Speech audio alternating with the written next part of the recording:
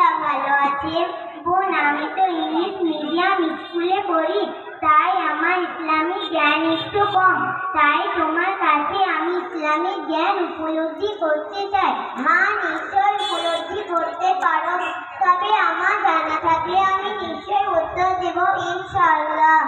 আচ্ছা বোন, আমাদের রব কে? আমাদের রব আল্লাহ। আমাদের নবীকে?